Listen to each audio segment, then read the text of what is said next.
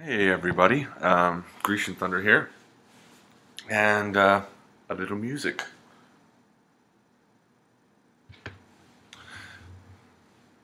I'm here to answer ryanrocks1984, his second threat. And just so you know I talk about him a shit ton, but we're listening to Donova. So you guys can have a taste of what they sound like. Alright, to the question, shall we? There's my trusty little book. Okay. His first question was, what was your first record that you bought, to your recollection, and if you still have it in your collection to this day? And I actually just bought, again, the first record that I ever bought, to my recollection. Now, the first album I ever bought was on tape, I think.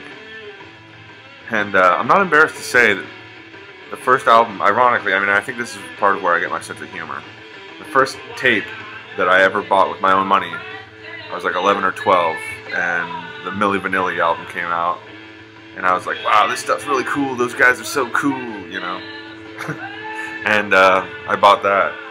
And then shortly thereafter, I started getting into metal and stuff.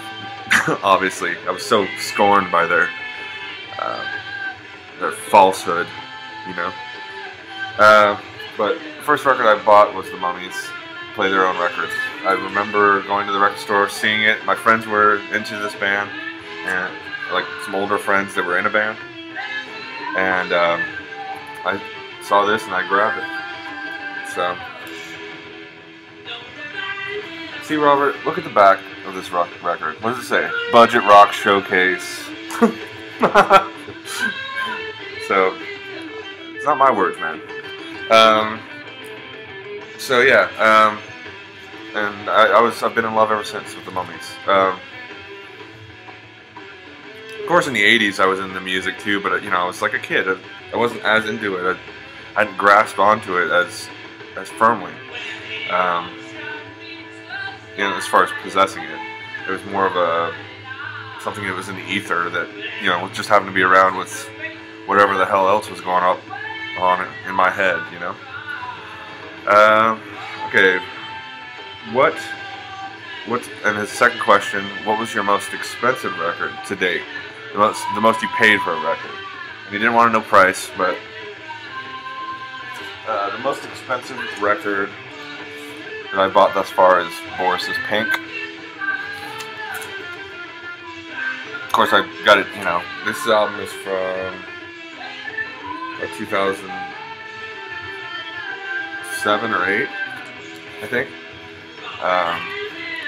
And yeah, I got it this year, so limited prices go up, And I think I told the story of how I went out like a week after I bought that one and I saw it for half of what I paid for it. So that was the most expensive one. His next question is favorite artists. Pick a favorite artist and their best album and their worst album. I don't have the worst album, because why would I? But I chose the Stones. And Exile on Main Street. Sorry, this is cliche, but it's their best album, in my opinion. Just the mythology that goes along with it, along with the songs. If you guys don't know much about the Stones, they made this record while in exile, tax exile.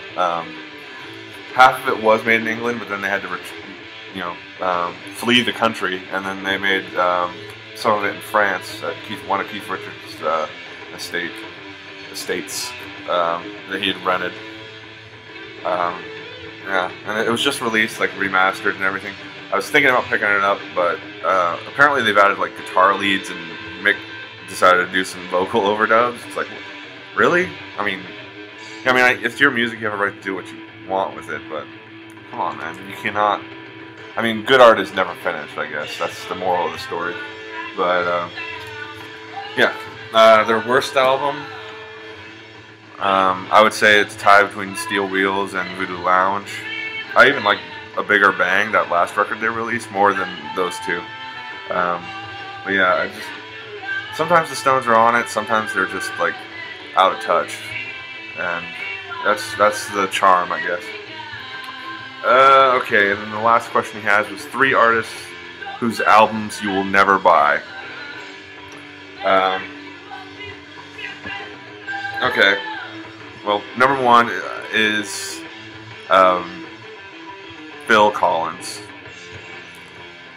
I have this thing with Phil Collins. I don't know, for some reason I get just pissed off whenever I hear his music. It's because I remember growing up in the 80s and seeing him and seeing his look and just being like, this guy is rock and roll? Are you fucking kidding me? Look at him. I don't know. I mean, maybe it's like it's a little superficial, but like, then I can't stand his voice. And his songs are ridiculous, you know. It's just opinion. Sorry. Second artist is the Eagles, kind of the same reason. Like, I just never could get in the Eagles. I love Joe Walsh, though, like, James Gang and his solo stuff is freaking phenomenal, but, like, I don't know, the Eagles I can't get on board with.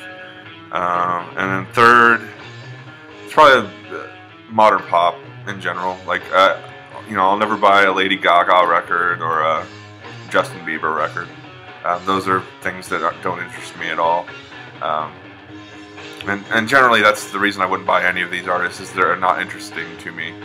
And they may be interesting to some of you guys out there, and that's cool, you know. Maybe you got kids, and they got the Bieber fever, or, you know, they're Gaga for Gaga. That was so lame. But yeah, I mean, everybody is entitled to their opinion, and that's my opinion on those matters. And I hope you guys like this little response video. Ryan, thanks for the thread, man. And I'll talk to you guys soon.